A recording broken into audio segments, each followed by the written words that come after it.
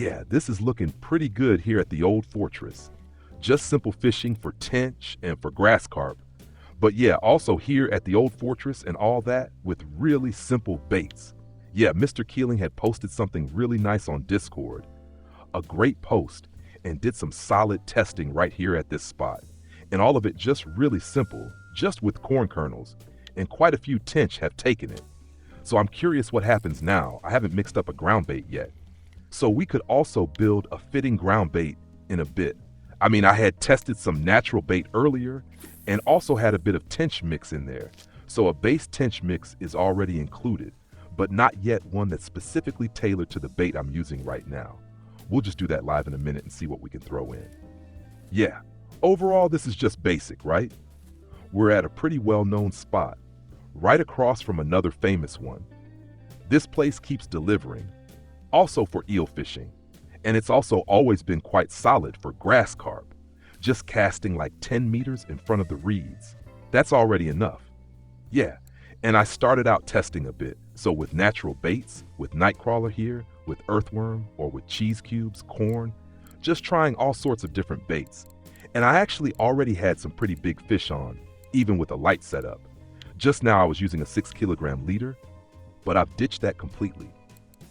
Moved away from the 6 kil setup because the fish here are just too big, almost 12 kilograms just now. That was a pretty long fight. And so I've now rebuilt my setup completely. I'm now on a medium heavy setup, kind of like the Fortuna carp with the HSV reel.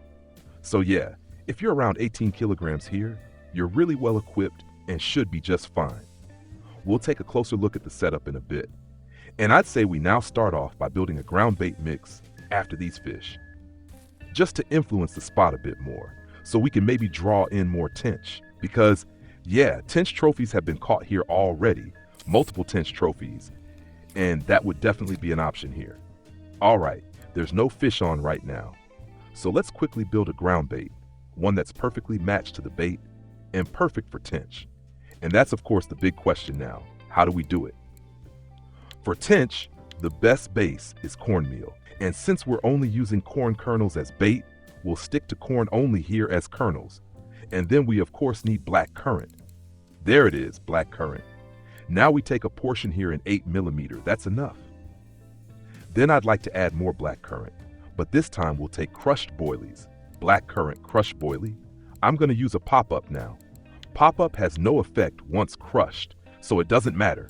I'm just using it because I've got so many of them left. And the small tins are the cheapest. It always uses up 30 pieces, and I've only got one batch of 30 of the regular ones left, so I don't want to use those right now. So we do that twice, so we've got enough feed, and it goes straight into the mix. 2 crushed ones. And now we have several options to combine with that. We could use sweet cream, we could also use hemp, or something like maggots. Lots of options to throw in another component here. And I'd say in this case, I'll go for sweet cream feed balls. Here we go. And we're adding black currant flavor again. So now we've got the tench ground bait with black currant.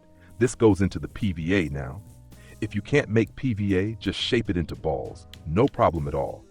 Especially here at the old fortress, it works really well as ground bait balls. Just toss them 10 meters ahead. You can also easily throw them by hand or test without ground bait at first. I actually fished here for a while without using any ground bait, and it seemed to work just fine. And now let's reel in the next chunks. Seems to be going really well. The bite rate is solid, the fish are good, the sizes are good. So yeah, you can really go full throttle here, but gotta be a bit careful. I wouldn't go in too light because there's a big chance that common carp will come in, and also bigger grass carp, so always be a bit cautious not to stand here with a super light setup. All right, that was another 8 killies. Now we're heading back in. There's the tench mix, already in, and back out again. Bam, at 10 meters. And meanwhile, we keep reeling in. But yeah, sometimes you get tiny ones too, right? So we need to really get the tench ground bait out now to influence the spot a bit, increase the number of the fish we want. We don't really want the common carp, we want more tench. And I hope the ground bait now works well and more tench show up. There's another grass carp, and out it goes again.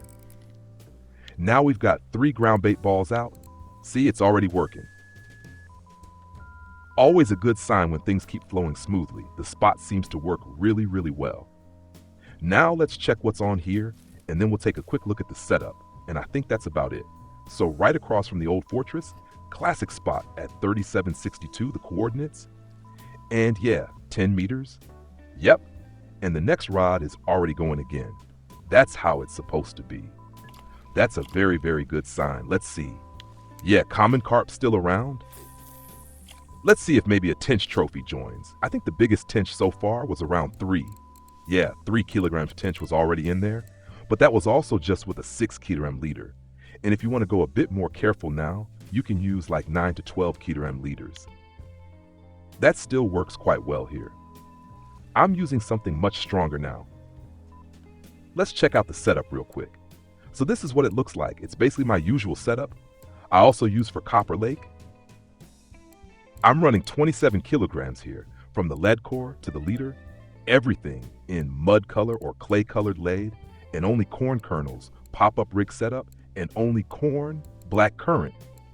That's it. The ground bait, as I said, either throw it in by hand or use PVA if you can, and then go all in, nice and easy, 10 meters. Don't throw in too much at once. I'd start with like 10 to 15 bait balls, and then take a break. Let it soak in. Now look at this, man. Let it really soak in, and maybe after like 12 hours, throw in 5 more mixes. And if you're interested in more stuff like this, there's a full video on bottom fishing and the basics of carp fishing. Carp fishing practice in the carp fishing tutorial. It's a full playlist. Go check it out. Over an hour, everything explained, how it all works with ground bait, ground types, and so on and so on. You need all that info if you really want to bottom fish properly. So now let's check what we've got here. You can also get really, really big grass carp here. So wouldn't surprise me if you randomly hook a real unit here, even on small bait, size 1 hook, corn kernel, that can go wild. Just now, yeah, lost it. Was probably too big and I couldn't apply enough pressure. Happens, I don't mind. Means the fight wasn't so tough and long. Just had that 12 kilogram grass carp on a 6 kilogram leader. That fight was already long. Must have been 10 minutes. So that's enough for me. And I'm just hoping now for more big tench. So yeah, that's the deal. That's the spot. Just come here and test it. And even if you don't know how to use pop-ups yet, basic, just come here. Start with a maggot, bark beetle larva, dung worm, or just a corn kernel. Cast it out with a loop rig right in front of you.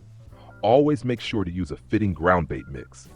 I just showed which components are key for tench. Corn and the named ingredients. So go ahead and use a sweet corn-based mix. That usually works pretty well for tench. It's still nibbling here. I'm curious what else bites. And yeah, like I said, hoping for the big ones. Don't want those little common carp. I still want a tench trophy. Tight lines, you rascals. If you liked it, leave a thumbs up. Don't forget to subscribe, would be awesome. And see you in one of the next videos, or maybe in the live stream. Until then, tight line.